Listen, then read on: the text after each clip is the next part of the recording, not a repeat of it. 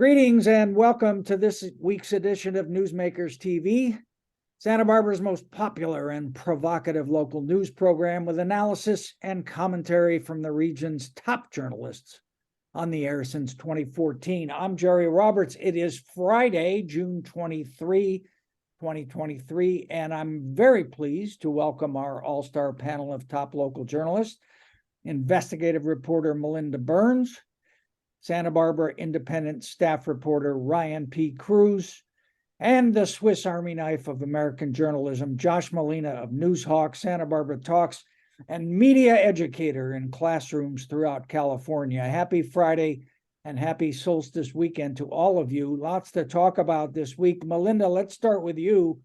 When Das Williams ran for re-election 3 years ago, he was asked if he would change or do anything differently in regards to the cannabis law, and he answered with an emphatic no.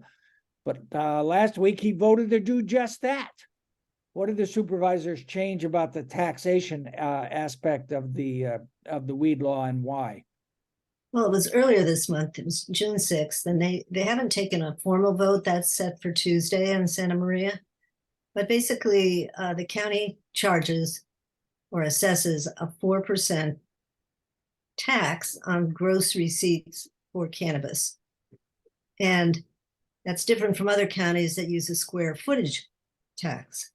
So this is here a self-reporting tax. And what has happened over time, and from the start, really, there's always been a group of cultivators, of growers who don't report at the end of each quarter. So they have basically until the end of each quarter plus 30 days grace period to report and pay their taxes. And that just doesn't happen all the time. And it's been very difficult, for the county to even figure out how much revenues they're going to have in, or they can predict for next year because it's just been a moving target. And B, the county auditor's office has had to put money into following up on these growers that don't report. Are they fallowing their land? That is, they're not growing. And some of them are in that boat now because of the low prices. Or are they growing but not reporting and paying? So I would say that this would have been very nice. So what the county did, or is going to do, right? They have two readings on a change in the ordinance. The first is Tuesday. Okay. And they would require, same thing, report and pay by the end of each quarter plus 30-day grace period. Or this time they want to basically not renew the business licenses of those growers who don't make the deadline. So even if they miss one quarter, then their business license would be allowed to run out. It only lasts for a year, and they'd be out because you have to have two things to grow. You have to have a business license and a permit. So basically, they're finally beginning to tiptoe into cracking down. Of course, when they started, they famously legalized all these people that were growing illegally.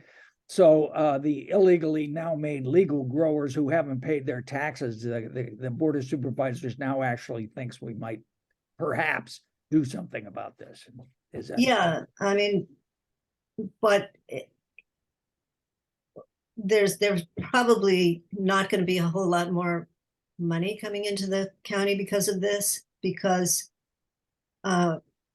people who weren't making the grade have withdrawn. There's something like 12 growers have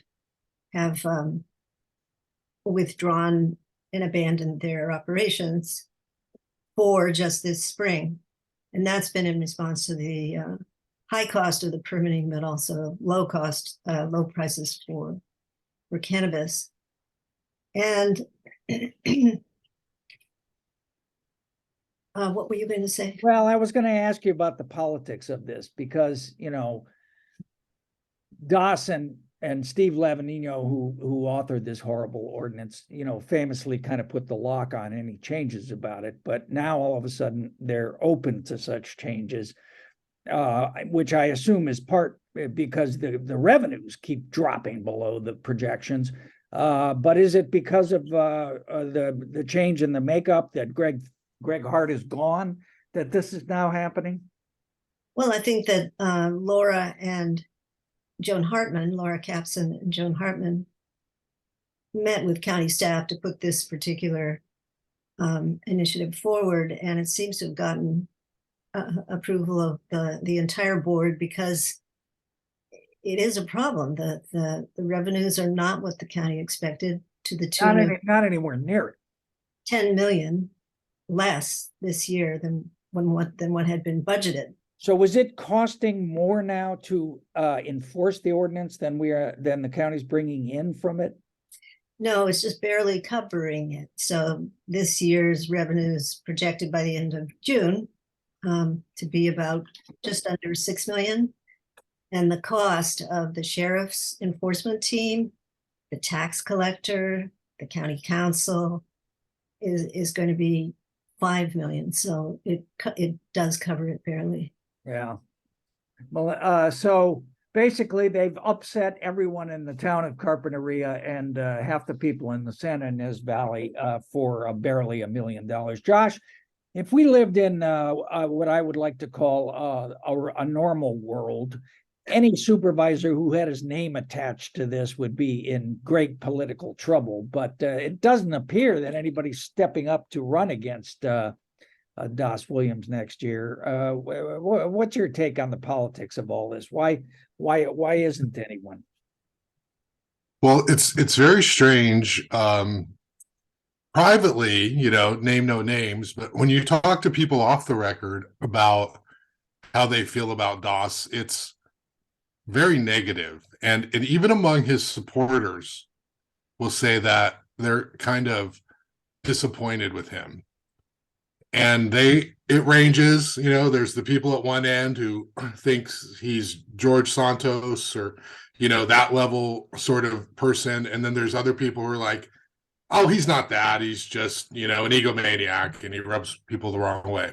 So there's a range. He's just an egomaniac. And he is an elected official, right? So, there's a little bit that comes with that. So there's a range. That's what I hear privately from lots of people, not just the longtime Doss haters.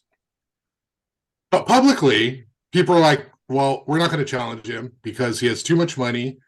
He's been on the ballot for 20 years. The Dem Party is going to nominate him, support him.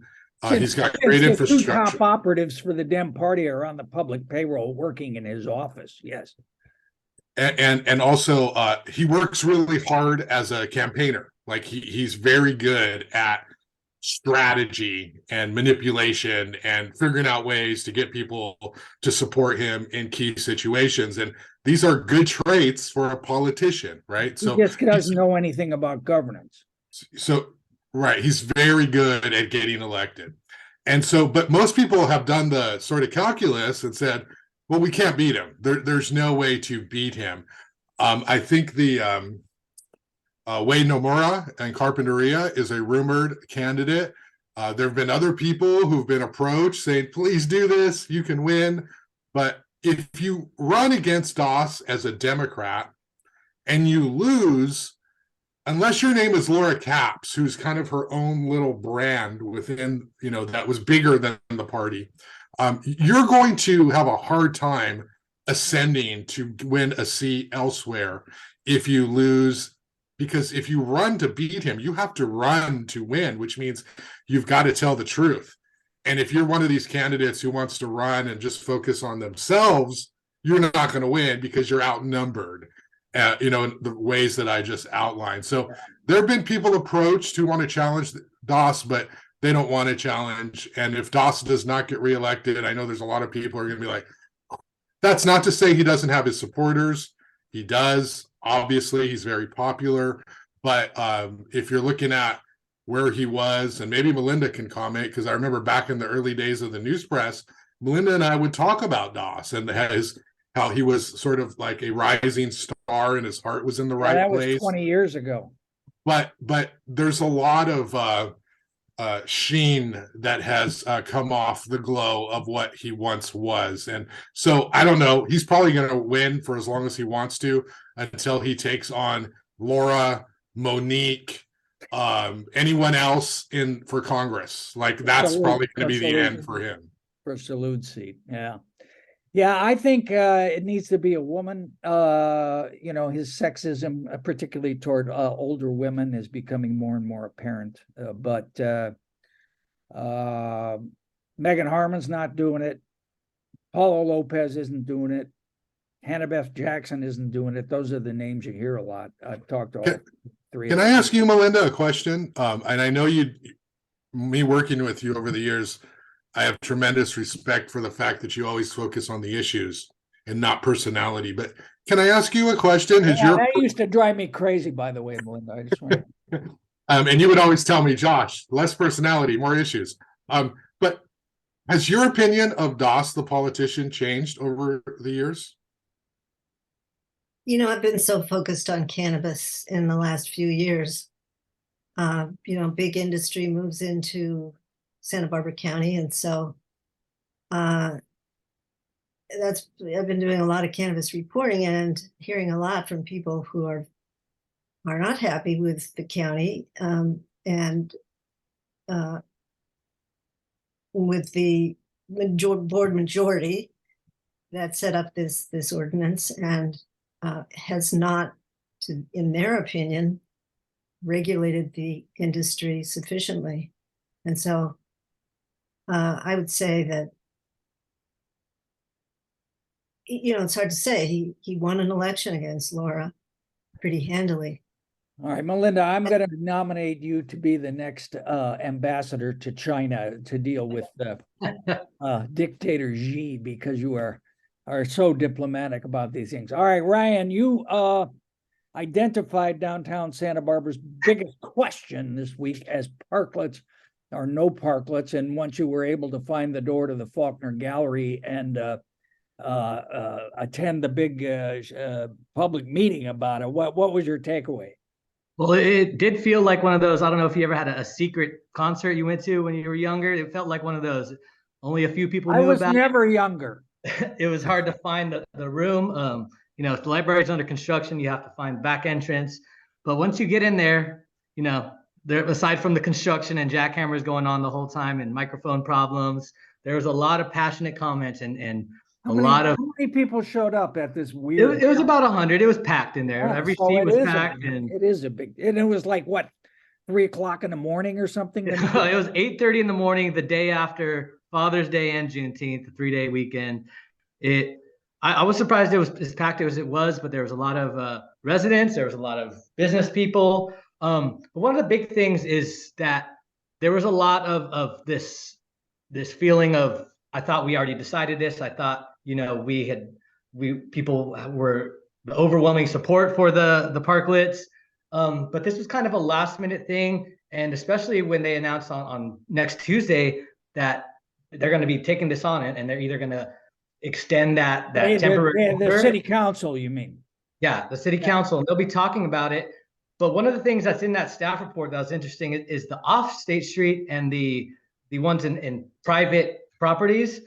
Those are kind of a second thought in the staff report, and it's like the city recommends that we go back to the way it was, and that is kind of hitting people as a surprise. As why aren't we discussing this more? Why are we just ending this now? Can we keep talking about this? So you mean they're proposing to keep the State Street parklets, but shut down all the ones that are not on State Street? Yeah, that's what they're proposing to do, to shut down the ones that are off State Street, the ones that are on private property, like Wildcat has one in their back patio, and then the ones that are off State Street, like West Victoria Street, they're planning on opening that all the way back up, which that became, you know, everybody's been walking down that little street by the public market. That's going to be a big change too if they go back to the way that was normally. Of course, this is all getting ready for the big master plan, which we're all waiting for. But that, you know, is going to be a lot, even more discussion, because that's really setting in stone what it's going to be like for the future. Are people conflating the parklets with the closure of State Street slash. I think there's a lot of conflating. Separating the questions. Yeah, I think there's a lot of that. And kind of, there's a lot of this thought that the parklets are taking away from retail, and that if you were somehow opened up the street, people would drive down and they would see, oh, there's Marshall's, I'll stop and go to Marshall's, which I don't really get that argument. There was some funny comments of people saying there's a restaurant mafia and the city is in with the restaurant mafia. And that was pretty funny because we had some of the restaurateurs, they were saying, oh, I'm the member of the restaurant mafia. And there was kind of a back and forth between the meeting. But there's these two ideas of whether we need to go back to how it was and how they remember State Street when you could cruise down and do that, or do we want to be kind of this forefront of, you see these walkable cities, and that's a huge thing now to have a walkable city. And if that's where we're headed, we kind of do have to break with the thought of, a two-way cruise down State Street. Yeah, Josh, your story on this, I have to say, I'm going to nominate Robert Uli of the Historic Landmarks Commission for a Community Hero Award by saying he says, maybe I've got 25 good years left, and I'm pessimistic that anything related to a master plan will come to fruition before I am dead. It just takes too long in this city to get things done. I'm with Robert Uli. Where are you in terms of perspective on where this issue stands now? Well, the HLC weighed in and they made their recommendation to the full council. They had this discussion on Wednesday, and they're trying to figure out what State Street's going to look like before the master plan is done. 7 years, 8 years, who's going to fund it? This is going to take a long time. I love Dave Davis. He's been very good to me over the years. I don't know what's going on with this State Street master planning effort.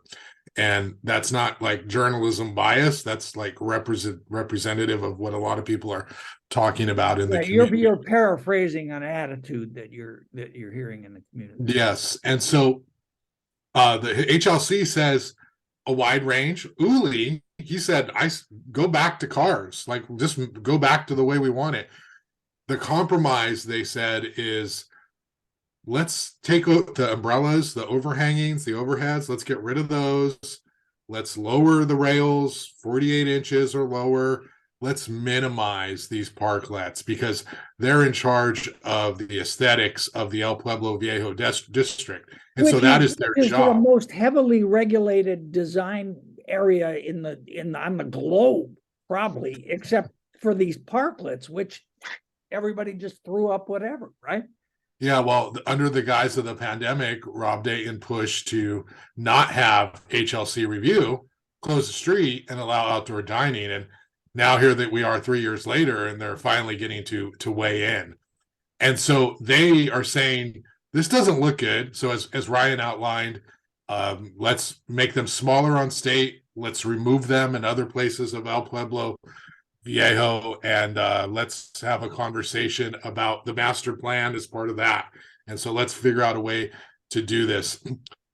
The city council is going to be all over the place on this because there's politics involved. There's the business community. Honestly, the business community does not have a whole lot of political power when it comes to this. They're fractured. There's the retail people, well, except the for restaurant the restaurant, right? They're fractured. That's right. Yeah. So there's people kind of all over the place.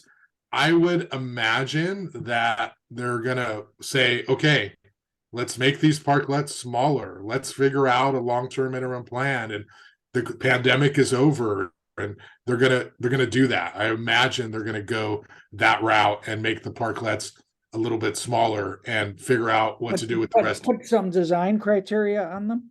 There is design criteria. They relate. Anybody wanting to do it new has to comply with that.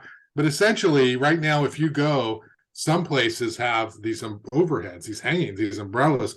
It looks like this outdoor structure that would go away under the HLC's plan. And it'll be an interesting council discussion. The other subtext here is we've got Rebecca Bjork and we've got Mayor Randy Rouse, and they are kind of by themselves a little bit on this Well, isn't issue. Rebecca off touring the continent or something? She's on vacation, right? Or is she going to be back for this? She's not going to be back for the next 6 weeks. Wow. This Yeah, kind and of we have a lot of things coming up. We have Hope Fund. We have a lot of kind of big issue topics in the city coming up this summer. That's kind of one of the things that was getting criticized at the meeting, that, you know, there's this push from up top that, you know, whether it be safety or whatever reason, that we just need to get these parklets, at least the off State Street parklets. The one on State Street, it looks like they're going to keep that going at least after the end of this year, to see what happens until the master plan. But the ones off State Street are the ones that people are worried about. You know, there's a lot of businesses that kind of got a good boost during that pandemic time. And yeah, I understand the design aspect, especially in the Santa Barbara. But I think kind of taking them all away and let's discuss it. And then once we have a final draft, I'm not usually for that. I like to see, you know, let's have something workable now. A lot of people are going downtown. At least I go downtown a lot more with how it is now. So, And I just want to say too, just to represent the other perspective, is this is a generational battle, but to some degree. Ryan can go downtown. I still can go downtown, and a lot of people can go downtown. But there are people who are older who feel like I can't go downtown. It's unsafe. yeah, there was definitely that argument. We have to be careful, even though young people are the future and they dominate the conversation so much as it relates to planning efforts. There's an entire generation of people who've bled and sweat and paid the price to make Santa Barbara what it is. And we may think, oh, that's old, that doesn't count, that doesn't matter, but that matters. Like, these people on the HLC, they're smart. They know their history. They are trying. We may not agree with them, but they do care about the community. One thing I will say too, when we talk about like downtown and cars and State Street, and I'd be interested in Ryan's perspective on this, is I remember cruising with my parents when I was a kid. Like, we would cruise State Street. Okay. We'd go downtown. We didn't have any money, right? But cruising, we could share the same space with all the rich people who were hanging out, you know, downtown and at the beach and at those shops. And it was a fun thing. And I know that's not environmentally friendly to say, but when you have issues about putting food on the table and clothes for the school year, environment is an issue, but family time is also important. And so that's lost. Okay. So I don't know that there are people who are going to cruise and stop at a retail store, but I do know when we talk about culturally, when we talk about Santa Barbara being a place for everybody, it can't just be a place for young people on bikes. It also has to be a place for people who, yes, let's say they're getting in their electric cars, whatever cars they're getting into, who like to cruise downtown. That's another way people experience that. I don't know, Ryan, if you ever did that. Melinda, Oh, yeah, I think go ahead, Ryan. Definitely used to cruise. I understand that. I like the idea of keeping the trolley, or at least having it accessible to trolley for accessibility and for, you know, people that can't walk. That's a big thing. The cruising, I understand that. I just personally think there's a lot of Cabrillo's beautiful. There's a lot of beautiful places you can share space in California, in Santa Barbara specifically. And yeah, there's a lot of places driving on State Street. Bike, I got pulled over a bunch too, so it's hard to break that apart. Hey, Melinda, Josh is and let's give him credit for tiptoeing around the fact that there's a couple of geezers on this panel who he's referencing without pointing to. And so have you been using State Street since all this happened? Do you go down there? Do you fear for your life from these bicyclists that Rob Dayton stuck us with for eternity? And are you surprised at the way that they've let it kind of become all junky and everything after living in a town where things were really people cared about such design issues? I don't feel unsafe on State Street with the bikes. I think it's great. I think we need to encourage biking in Santa Barbara. And I would say I would like to see them revitalize the block that's kind of at the end, that orphan block that's right past like Haley Street. Ray Maboob's block, you mean? Yeah, that block kind of got lost in the shuffle where, that's not as vibrant as we see a little bit higher up. I would love to see that as vibrant, but I know that that's kind of the artery to get to the underpass, and that's kind of hard to figure out. And why I'm glad I'm not in those rooms having to make the decisions right now. Melinda, you agree with me, however, that it looks like it really looks junky down there. And it's sort of, we're losing what Santa Barbara really is, I think, in terms of identity. Yeah, it's difficult. I think it's a transition. And I think that, eventually we'll sort of get back to more design standards and more of a Santa Barbara look. I mean, people come here because it's a special place, and it's a special place because of the planning standards, and you're not going to find a whole lot of signs out in the air on State Street, neon signs or anything. There's a reason for that.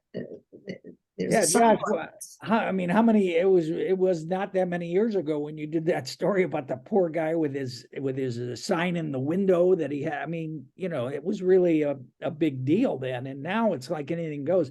All right, well, let's talk about what the council's going to do, because on one side, I would posit you have Mayor Randy Rouse, who was like, let's make it a freeway again, while we're at it, more cars.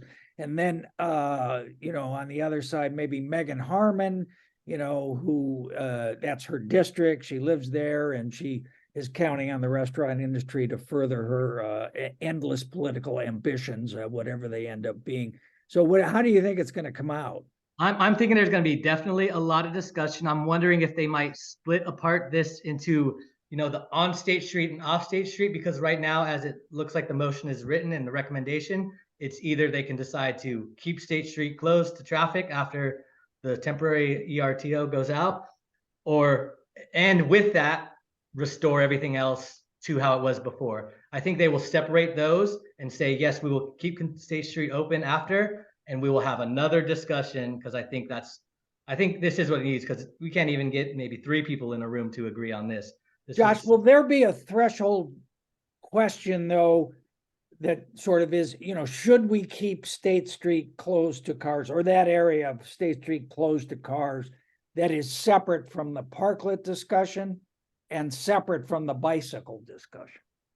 Yeah, the HLC is referring only to parklets. And then there's a separate discussion that the State Street Master Plan is working on as it relates to cars and bikes, one-way, shared, bikes on side roads.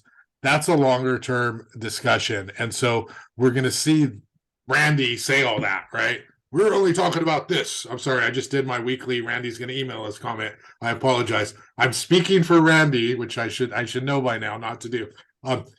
It's focused on the parklets and what it's going to look like now. So that is the issue. I'm interested in the politics of this.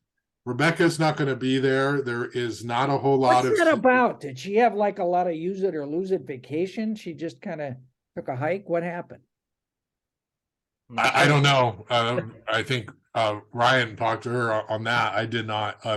But she's not there. There's not a lot of senior experience in that department. Who is going to be the leader of this discussion? That's the real issue, because Randy, we know where he stands. It might be Kristen Sneddon. Like, she may be the one who has to pull this all together, because she's the most crossover. She appeals a little bit to everyone. And so I think somebody's going to have to say, this is what we need to do. This is the greater good. And this is how we're going to get here. If Rebecca were there, she would not be that person, because she's brilliant, but she's an engineer, and you need a politician in that role. That's where Paul Casey would have been really good here. And everyone else. Jim Armstrong, our friend Jim Armstrong. Or Jim Armstrong would have been very good there as well. So I don't know that it's going to be Megan. It could be Megan Harmon on this issue, but somebody's got to come up and say, here's where we're headed, because without it, we're going to have everybody mouthing off on their own little cause.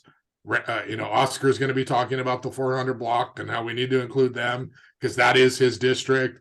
And Randy's going to be talking about his restaurant history, and Mike Jordan's going to be giving everybody the side eye and introducing, or saying hi to every staff member who talks, like he's having coffee with them. not focusing on the issue. And, everybody's going to have their own perspective, but we need somebody to pull it all together and be a Well, leader. from Melinda's comments, the aesthetics and making Santa Barbara, what makes Santa Barbara special. I think you're right that Kristen is the one who most closely represents that. And she was at the meeting with Oscar also. Oscar, Kristen, and Randy Rouse were there. She was as surprised. She barely heard about that meeting later, as a lot of us did. It kind of flew under the radar. It was a last minute type of put together of this meeting. Who put it together? Was it the staff? Was it Ryan Bossy in downtown from the city? okay. And it's I think she is going to push back on that, and the fact that it's already kind of the council gave direction on State Street already, so to include the parklets as a wide discussion, and then on the on the agenda it's about State Street, but what they're doing is closing the off State Street parklets. So I think that's going to be separated and at least be discussed. Yeah. I got to tell you, I was back in San Francisco for a couple of days this week, and I spent some time just wandering around downtown, and it is horrible. I mean, it's like a ghost town. There's nobody down there. The ATMs are boarded up. There are parklets, but nobody's really eating in them. On Market Street? Yeah, well, on Mark Street in the financial district, which used to be, really lively. And, it's obviously the pandemic and because they're so dependent on tech, nobody's coming into work anymore. Everybody's staying at home to work. So that's part of the problem. But I just see the way the politics went there, with a lot of squabbling between district people, and everybody kind of lost sight of the greater good of the whole city. And I hope that's not what's happening here. All right, Ryan, you had a little piece about speed limits on some key streets being lowered. Why is that? So they can make more room for the bikes? Oh no, it's part of just a statewide. They do it every, I think, 7 years. There's 115 different speed zones in our city, and Really? yeah, so they do a survey and they say the traffic and how busy the streets are, and if it would benefit from getting lowered. And I live around here right now. We're up by Mission Street and State, kind of, and I walk around here a lot in these streets on De La Vina to Paula Bath. People do not look. People speed. People will turn right without doing a complete stop. I've almost gotten hit on a bike, on walking multiple times. And I think downtown and all these kind of off state, but like So right on what the streets? What streets are it? So De La Vina, all the way from Mission, and all the way, and it goes up to connect to State, all the way by Mackenzie Park, La Colina, I think Yanonali, and a few more. So it's just kind of these side streets that are near downtown, where it's going to drop it down 5 miles per hour more. So just be alert as you're driving to watch the posted speed limit. As soon as they put those signs up, they can enforce it. So all right, we'll watch so we don't get caught, because they'll surely have. And please watch where you're going, because it's happened too many times. We see people get hit downtown. Hey, Ryan, tell me something which I should understand, but I really do not. Why is it impossible to have the bikes on Anacapa going one way and Chapala going the other way instead of on State Street? I don't know. That's a good question. I think that was a Rob Dayton decision before, right? Oh, so let's all live with what Bob Dayton used to think. I do like the bikes on State. I think after they took the green paint off, it seems like, even though there's not the directed lanes, it seems like people look out more. I've seen fewer accidents personally, but I think eventually the State Street Master Plan is going to have some sort of one way for deliveries and some sort of trolley traffic, whatever that may be, if you want to cruise slowly. When I was a younger man, I cheated death for 4 years at UCSB trying to dodge bicycles. You got to navigate those bike lanes very carefully. And now that I have issues with my mobility, I'm terrified down there. Okay, well, just an old crank comment. Josh, we talked a couple weeks ago about this sort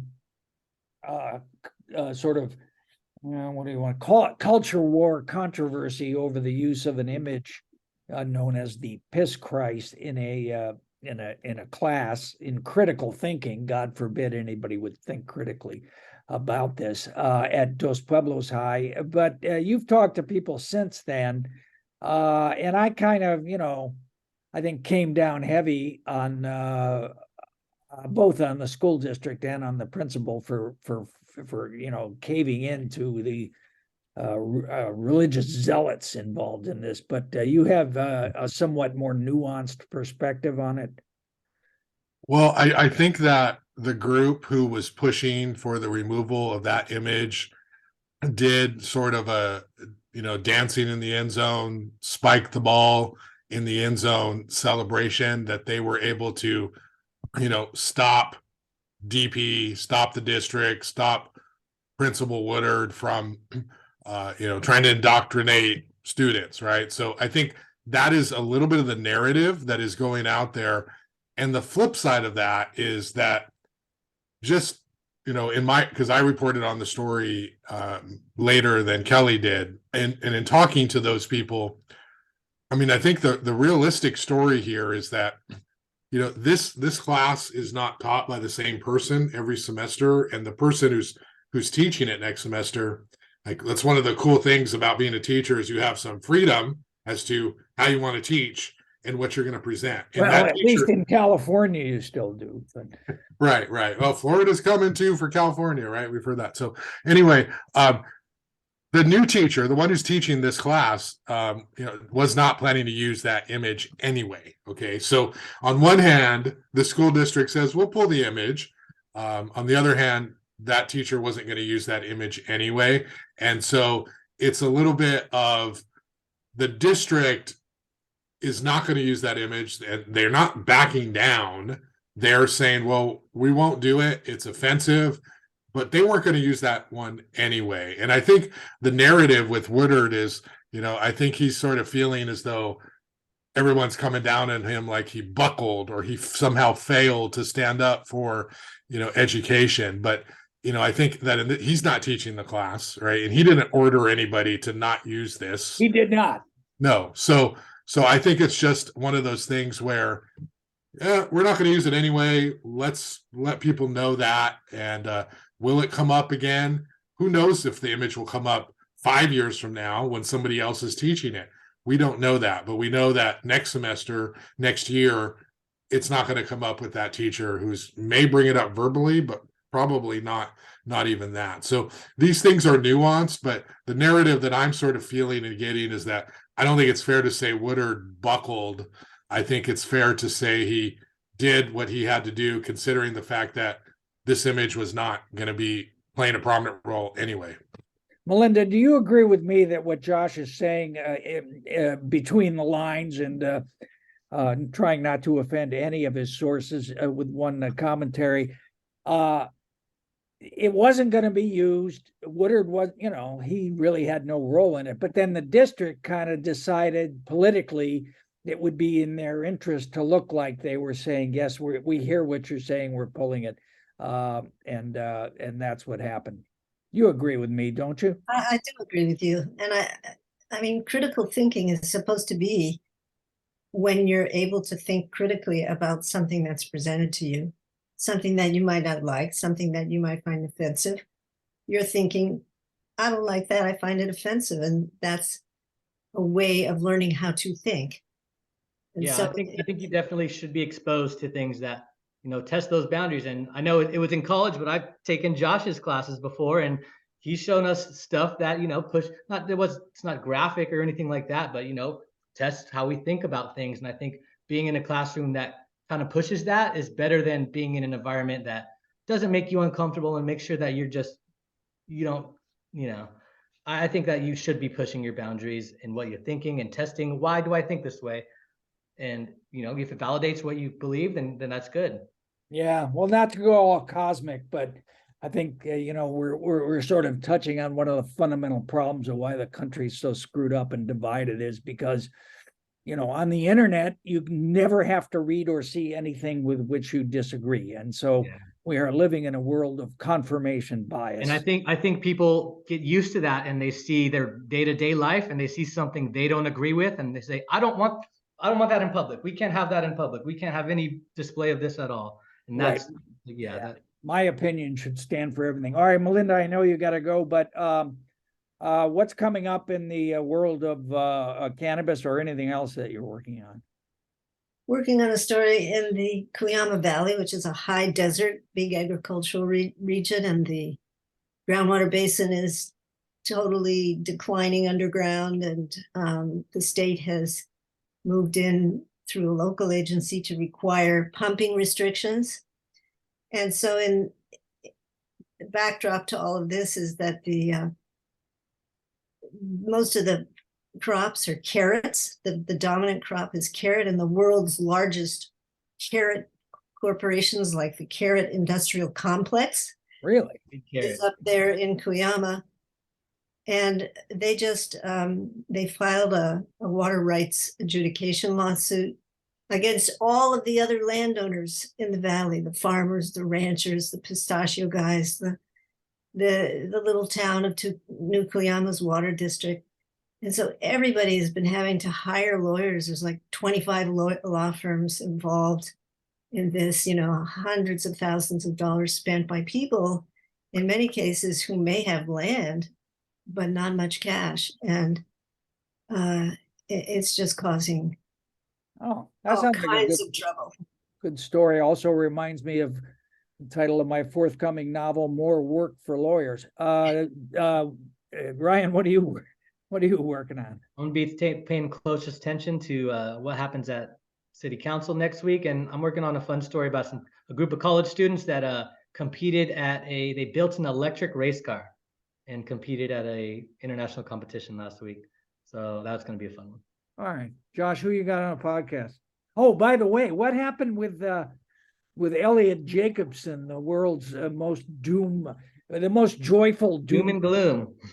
Yeah, I understand. Hey. You shattered all. You broke the internet with that podcast. Ed St. George has been toppled as the #1 most watched podcast. And now it's Elliot Jacobson, who Long-standing. is approaching 7,000 views on my little podcast from my little office in All you have to Goleta. do is talk about the world ending and everything is falling apart. Well, he's got 38,000 Twitter followers, and he tweeted it, and it's created this whole little buzz among that world. He actually believes in kindness, generosity, and service. So he's not like a negative downer, but he just believes the world's going to end, so we might as well enjoy it while we can. That's sort of his approach. But yeah, that was sort of big. Where does Elliot come down in the parklet question? I think Elliot would It all was probably not go downtown. anyway. All right, so who you got coming up? Anybody good? I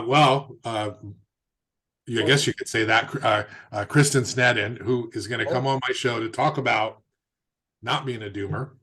And, she's a climate scientist. She teaches geology and environmental sciences. So she's going to offer a different perspective on Elliot's work. And, Elliot calls it the big green lie, because he says the more alternative energy we create, the more we use, and we end up actually harming the planet more than if we did nothing. And so I think Kristen's going to talk a little bit about, as she said, every ton of carbon matters.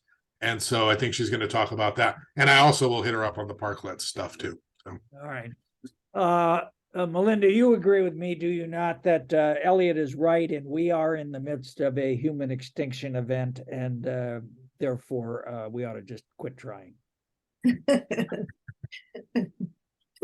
All right, everybody. Melinda Burns, Ryan P. Cruz, and Josh Molina, thank you so much for taking the time to speak with us today. And thank you all for watching. And we will see you next week on Newsmakers.